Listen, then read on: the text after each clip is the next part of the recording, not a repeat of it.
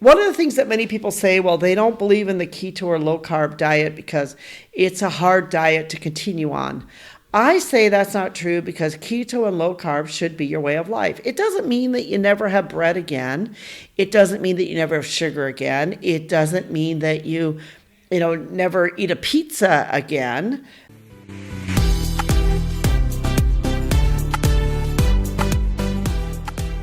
Hi, this is Anita from the Reluctant Low Carb Life, where we talk about all things to do with the keto, low carb lifestyle, and just general living a healthy life, because that's really what it's all about. How do you live a healthy life?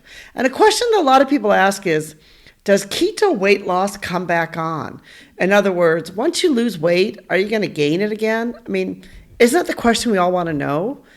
Are we going to lose the weight just to find that we suddenly gained it all again and it's come back on again? What can we do to make sure that this doesn't happen? Well, here's a fact, or here's the truth. Your keto weight loss can come back on. That is just a sad reality to weight loss, that if you go back to all of your old habits, if you don't change your lifestyle, if you just keep eating the same crap that you've been eating before, yes, the weight can come back on. That is why when you're changing your lifestyle, you need to change your lifestyle, because here's some ways that you can make sure of it. You can, continue eating healthy keto meal plans. The first thing you need to do when you're on the keto and low carb diet is you need to start eating, more healthy. And that's really what it's about. That's kind of what we advocate. Eat healthy foods, eat in a healthy way.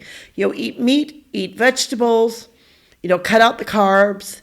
And if you do that, then you'll be able to keep the weight off. If you just keep eating the way you're eating, if every once in a while, you go out with some friends and you have a pizza, that's okay. You have some candy, that's okay. As long as you don't make it a habit, if you're not eating it every single day and all the time. This is based about a lifestyle. Also, cutting out sugar.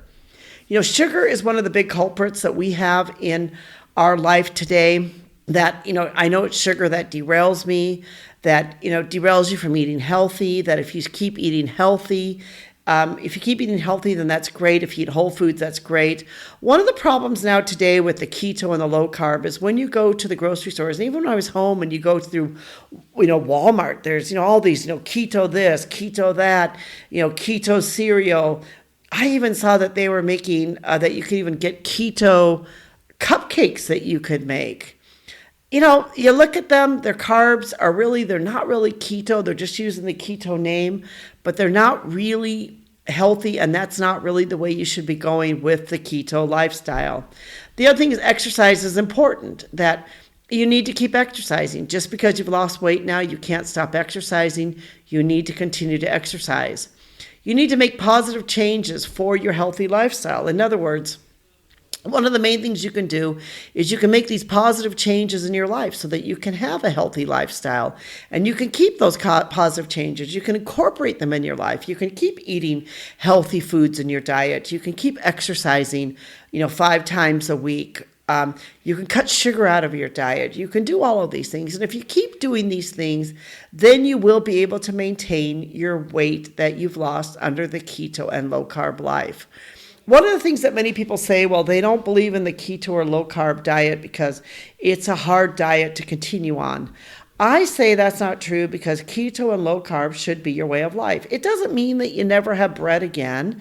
It doesn't mean that you never have sugar again. It doesn't mean that you never eat a pizza again.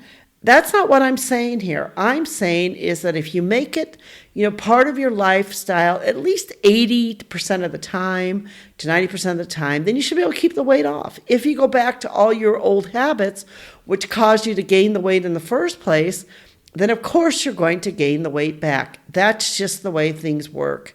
And it's just the way life is, that if you go back to all those bad habits, then of course you will gain the weight back. So really, when it comes to this, when you ask these questions, that it's really about the fact of you making these positive changes in your life, that no matter what diet you're on, that if you go back to all your old habits, your old way of eating, if you go back to your old way of, how you're basically living before, then of course, if you've made no changes, then you will gain the weight on. That's even if you decided something, you went on a fast for 6 months and you lost the weight. If you suddenly go back again, then you gain it. That's why so many people, when they've had the surgeries, they've had these, weight loss surgeries. That's why many of them, after a couple of years, they keep it off. And then after a couple of years, they gain the weight back again.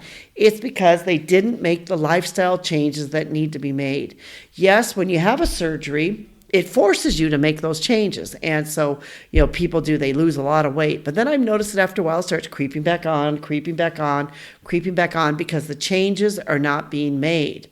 So really, whatever diet you choose, whatever you decide to do, you need to make those changes and be as consistent as you can.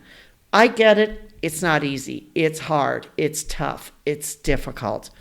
But you need to be able to make those changes in order to have the benefits of keeping the weight off that you have lost. This is Anita from Reluctant Low Carb Life. Thank you so much for listening, and we really do appreciate you. We appreciate your time. We appreciate you being part of our community. We're going to put a link to a blog post where we wrote more about this if you're interested to read more about it.